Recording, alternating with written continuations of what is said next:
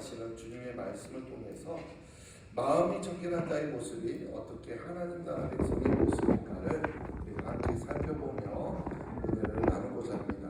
오늘 본문 말씀 8절 말씀 다시 한번 읽어볼게요. 마음이 청결한 자는 복이 있나니 그들이 하나님을 볼 것이며. 아멘.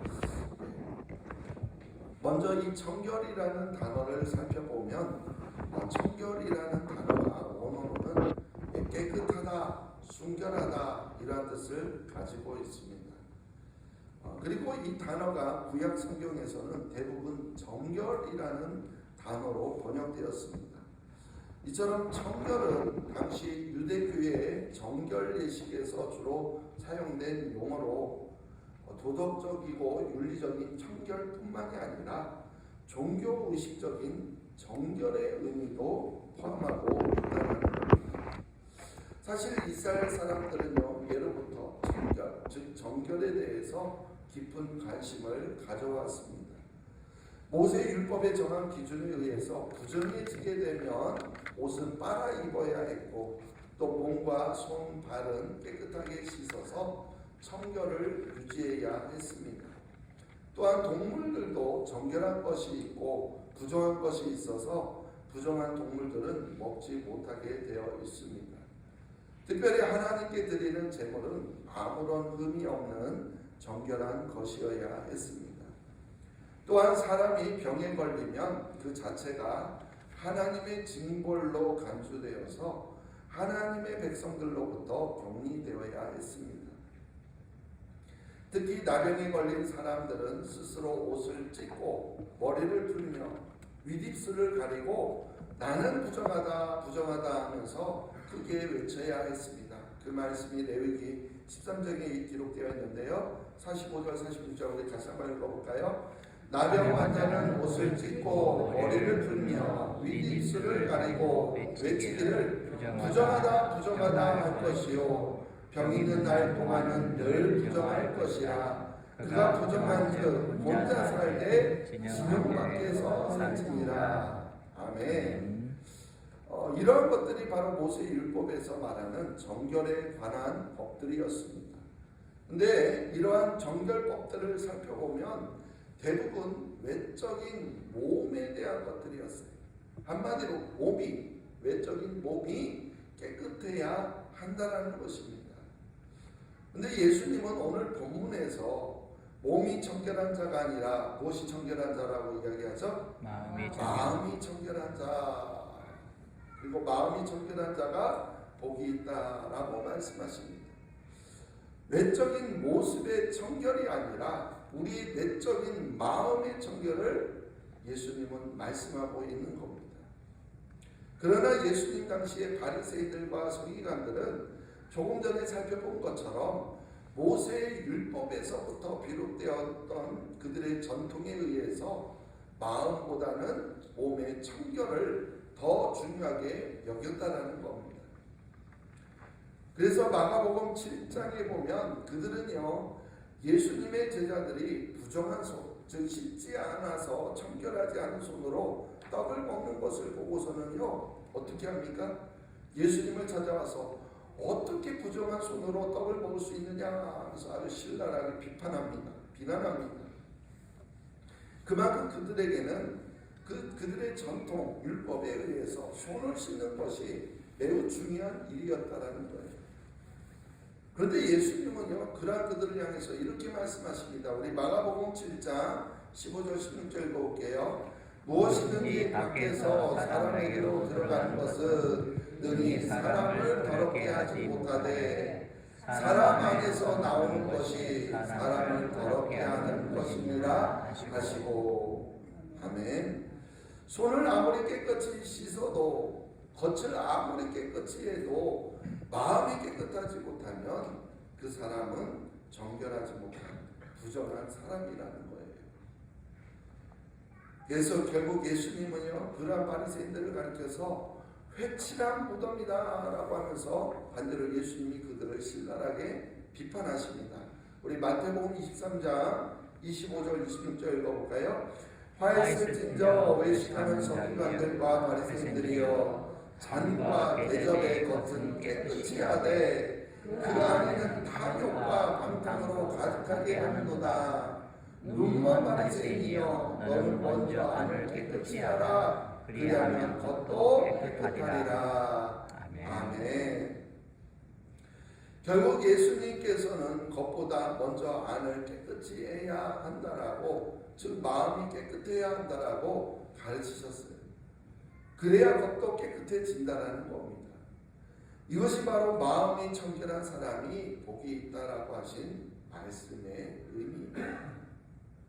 근데 여기에서요, 마음이 깨끗해야 한다, 이 말은 한마디로 우리의 마음이 더럽다라는 걸까요? 깨끗하다라는 걸까요? 더럽다는 거죠. 마음이 깨끗해야 된다라는 말은 우리의 마음이 깨끗하다라는 뜻일까요? 깨끗하지 못하다는 뜻일까요? 깨끗하지 못하다. 그렇습니다. 안타깝게도 우리의 마음이 깨끗하지 못하다, 더럽다라는 거예요. 깨끗한 것을 깨끗이 해야 한다라고 하지는 않습니다. 더럽기 때문에, 깨끗하지 못하기 때문에 깨끗이 해야 한다라고 하는 건 아니겠습니까? 자, 그렇다면 우리의 마음은요, 얼마나 더러울까요? 예수님이 이런 말씀하셨습니다. 우리 마태복음 15장 19절 20절 읽어볼게요. 마음에서 나오는 것은 악한 생각과 살인과 간음과 음란과 도덕질과 거짓 증언과 비방이니 이런 것들이 사람을 더럽게 하는 것이요, 씻지 않은 손으로 먹는 것은 사람을 더럽게 하지 못하느니라. 아멘. 우리 마음에 있는 게 무엇입니까? 악한 생각, 살인, 간음, 음란, 도덕질, 거짓 증언, 비방, 이런 것들이 있대요. 결국 이런 것들 때문에 우리의 마음이 어떻다라는 거예요? 더럽다라는 거예요. 자, 근데 가만히 듣고 보니까 정말로 우리 마음 안에 살인, 간음, 음란, 도덕질 같은 생각들이 여러분 있습니까? 아니, 우리 중에 누가 마음속에요, 살인할 생각, 간음할 생각들을 가지고 있습니까?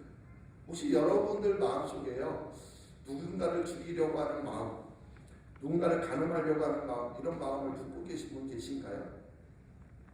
아마도 이런 생각을 품고 있는 분이 이 자리에는 아무도 없을 줄로 믿습니다. 그렇다면 다시 한번 여쭤볼게요. 정말로 우리 마음 안에 살인의 마음, 간음의 마음, 이러한 것들이 전혀 없다라고 생각하십니까? 그렇다면 예수님의 이 말씀을 한번 같이 읽어볼게요. 마태복음 5장이죠. 우리 산상수훈도요. 산상수훈에 있는 말씀이에요. 발복 다음에 나온 말씀인데요. 읽어보겠습니다.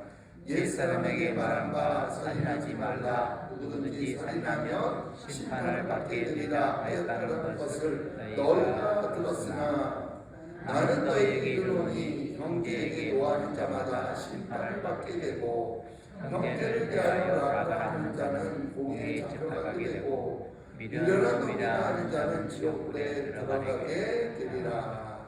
아멘. 한마디로 형제를 미워하는 마음만 있어도, 아니 형제를 조금만 무시해도 결국엔 그것이 살인의 마음을 품는 것이다 라고 말합니다. 또 하나 볼까요? 27절로 28절입니다. 또 간음하지 말라 했다는 것을 너희가 들었으나 나는 너희에게 이르노니 음욕을 품고 여자를 보는 자마다 마음에 이미 간음하였느니라. 아멘. 사람마다 정도의 차이는 있을지 몰라도 죄송하지만 우리 인간의 마음은 깨끗한 마음은 없고요, 결국 모두 다 더러울 뿐이다라는 사실이에요. 그래서 성경이 이렇게 정의를 내리죠. 우리 로마서 3장 10절로 10절 읽어볼게요. 기록된 바 의인은 없나니 하나도 없으며 깨닫는 자도 없고 하나님을 찾는 자도 없고 다 치우쳐 함께 의인하게 되고 선을 행하는 자는 없나니 하나도 없도다. 아멘. 하나도 없대요. 결국 우리 인간은 모두 다 죄인이며 그 죄인된 우리의 마음은 모두 더럽고 추악하다는 거예요.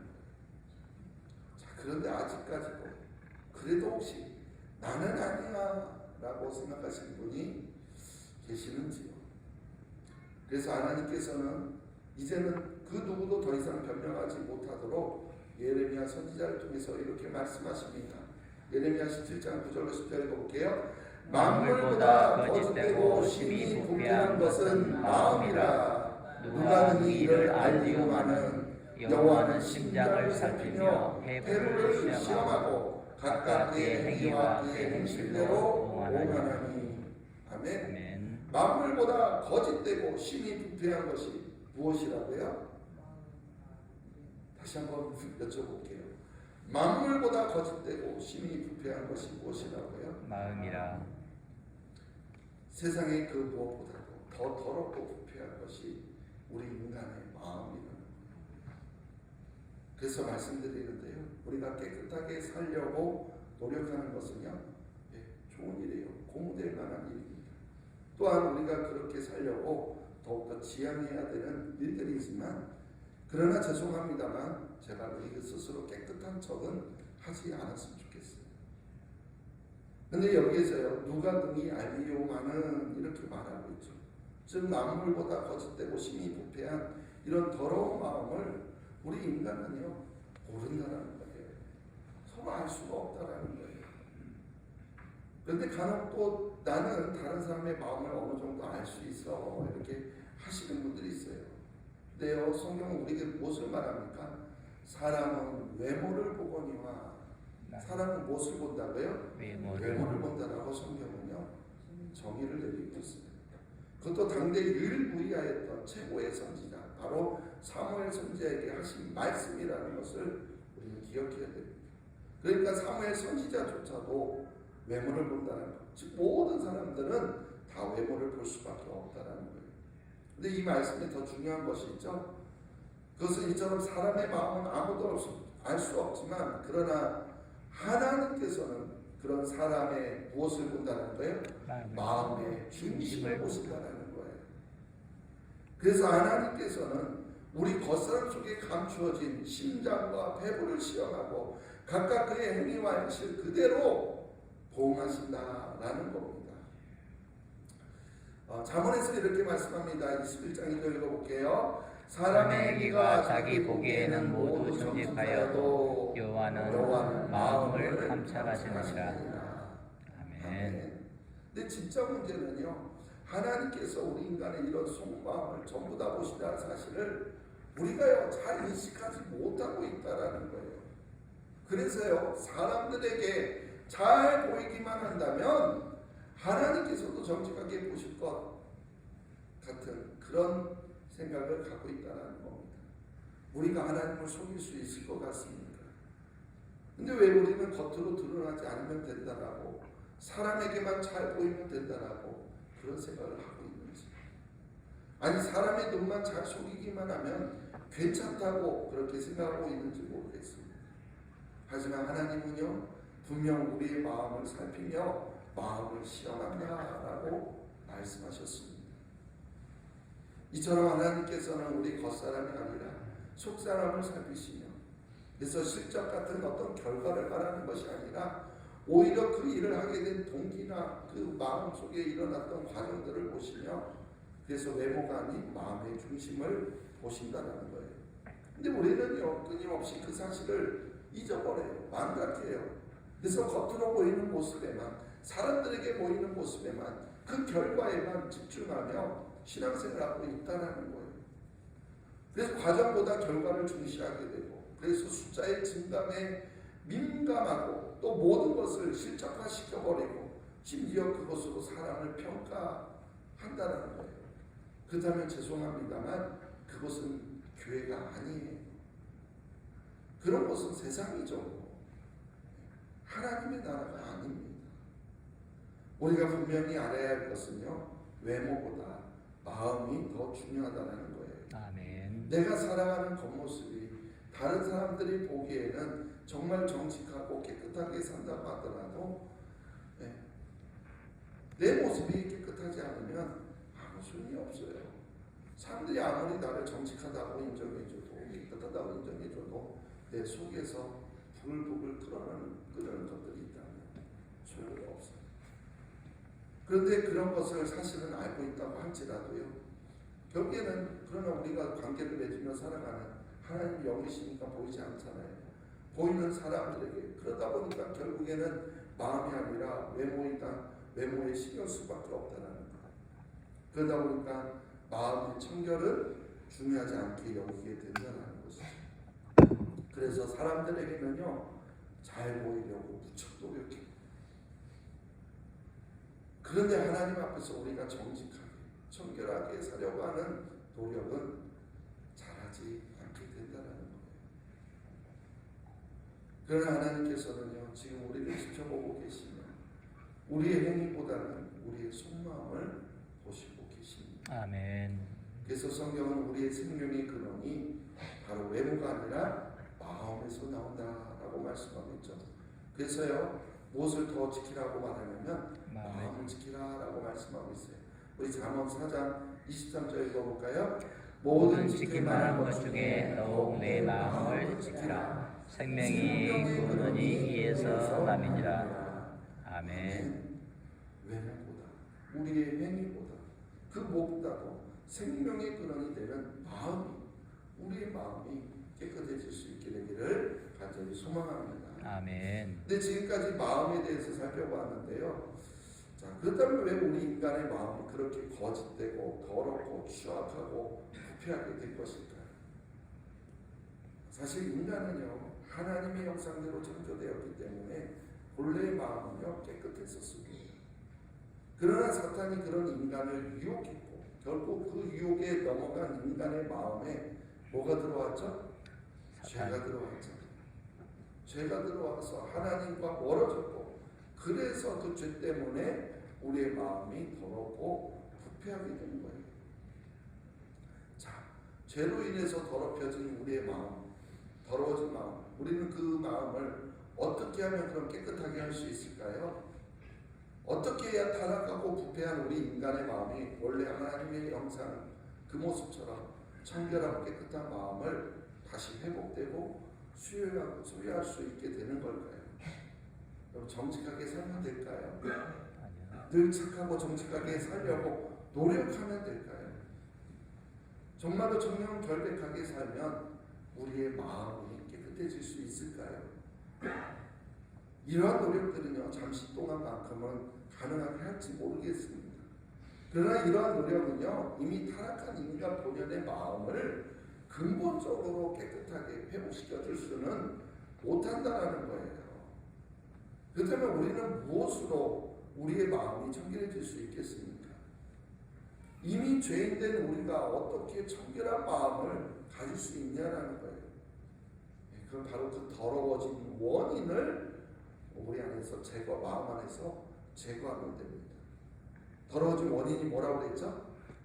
죄라고 그랬잖아요. 그러니까 죄 문제를 해결하면 된다는 거예요. 근데 문제는요, 우리 자신의 힘과 노력으로는 죽었다 깨어나도 죄 문제가 해결되지 않는다는 거예요. 우리 발목하면서 이야기했잖아요. 심령이 강한 자 다음에 두 번째가 뭐였죠? 애통하는 자. 내 스스로 내 죄를 해결할 수 없기 때문에 하나님 앞에 애통할 수밖에 없다라고 했잖아요. 우리의 노력으로는요 절대 마음이 청결해질 수가 없다라는 거예요. 아멘. 그럼 어떻게 우리의 마음이 청결해질 수 있겠습니까? 그것은 우리가 할 수 있는 것이 아니라 오직 하나님만이 하실 수 있습니다. 아멘. 에베소서 1장 4절 5절 읽어볼게요. 곧 창세전에 그리스도 안에서 우리를 택하사 우리로 사랑 안에서 그 앞에 거룩하고 흠이 없게 하시려고 그 기쁘신 뜻대로 우리를 예정하사 예수 그리스도로 말미암아 자기의 아들들이 되게 하셨으니. 아멘. 우리 안에 우리를 거룩하고 흠이 없게 하시려고 우리를 깨끗하게 하시려고 누구를 예정하셨다고요? 예수 그리스도를 예정하셨다. 그렇습니다. 하나님께서는요 예수 그리스도를 통해서 우리의 죄를 사하여 주시고 그래서 우리로 알고 흠이 없게 즉 청결하게 하여서 하나님의 자녀가 되게 하셨다는 거예요. 아멘. 그래서 예수 그리스도를 통하여 우리의 죄를 사하여 주시고 우리를 깨끗해 하시기 위해서 선택하신 하나님의 방법이 바로 예수님의 십자가 아닙니까? 아멘. 예수 그리스도께서 십자가에 피 흘려 죽으신 거예요. 아멘. 바로 그겁니다. 예수님께서 십자가에서 흘리신 대속의 피로 우리는 깨끗게 되는 거예요. 아멘. 요한일서 1장 7절 말씀 읽어보겠습니다. 그 아들 예수의 피가 우리를 모든 죄에서 깨끗하게 하실 것이요. 아멘. 우리가 청결해지려면 어떻게 해야 된다고요? 예수의 피. 예수의 피밖에 없어요. 예수의 피가 우리를 깨끗하게 해주시는 거예요. 아멘. 로마서 5장 9절도 읽어볼게요. 그러면 이제 우리가 그의 피로 말미암아 의롭다 하심을 받았으니 더욱 그로 말미암아 지도하심에서 구원을 받을 것이니. 아멘.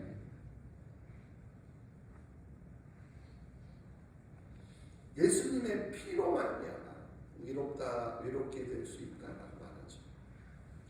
말씀 한 구절 더 보겠습니다. 에베소서 1장 7절. 우리는 그리스도 안에서 그의 은혜의 풍성함을 따라 그의 피로 말미암아 속량 곧 죄사함을 받았느니라. 그 피로, 예수님의 피로 우리는 죄사함을 받아서 그래야 깨끗해질 수 있는 겁니다.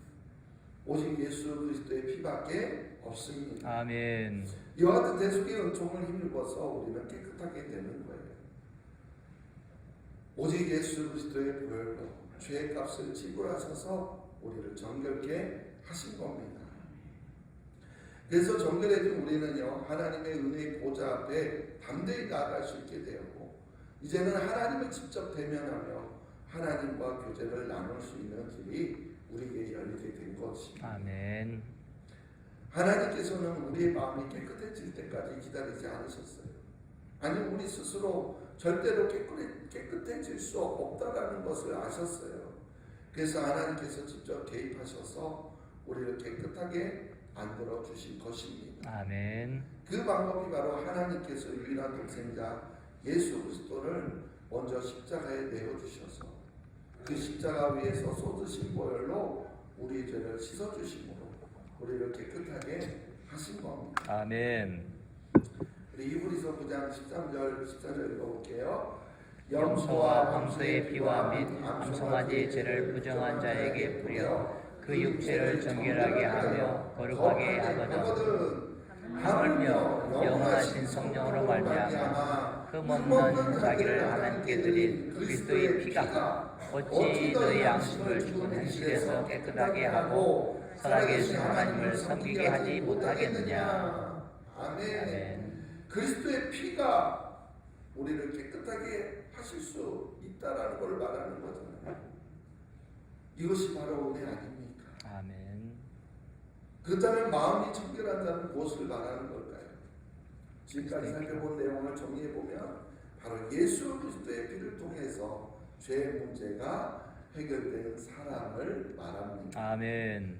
예수님을 믿고 제사함을 받은 사람이 마음이 청결한 자예요. 그런 사람들이 정말로 복 있는 사람인 줄로 믿습니다. 아멘. 네, 그렇습니다. 우리는요 모두 예수님의 보혈로 정결해진 사람들. 아멘. 우리 스스로 정결해진 사람은요 아무도 없어요. 그러니 우리는 또 자랑할 것도 아무것도 없습니다. 우리는 오직 하나님의 사랑으로 예수님의 은혜로 우리는 정결케 되었습니다. 아멘. 우리는 그렇게 구원받은 거예요. 그러니까 우리가 정결한 척 해서 소용없어요. 오히려 솔직하게 나같이 더럽고 추악한 죄인을 용서해 주신 하나님께 감사함으로 나아가시기를 바랍니다. 아멘. 그것이 진정 하나님 나라 백성의 모습이에요.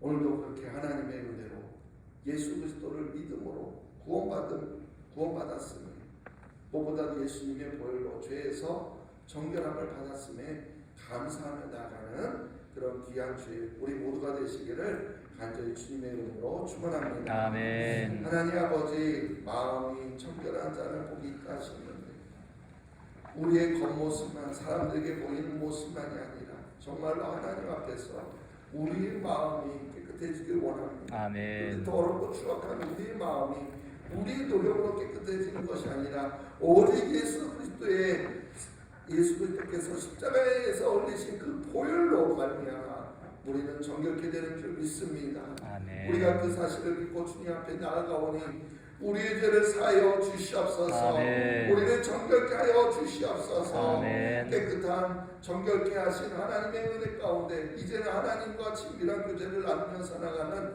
진정한 하나님의 백성 되게 하시고 주님. 그 모습이 진정 복 있는 자의 모습임을 깨달아서 늘 예수님의 은혜에 감사하며 살아갈 수 있는 저희 모두가 될 수 있도록 허락하여 주시옵소서.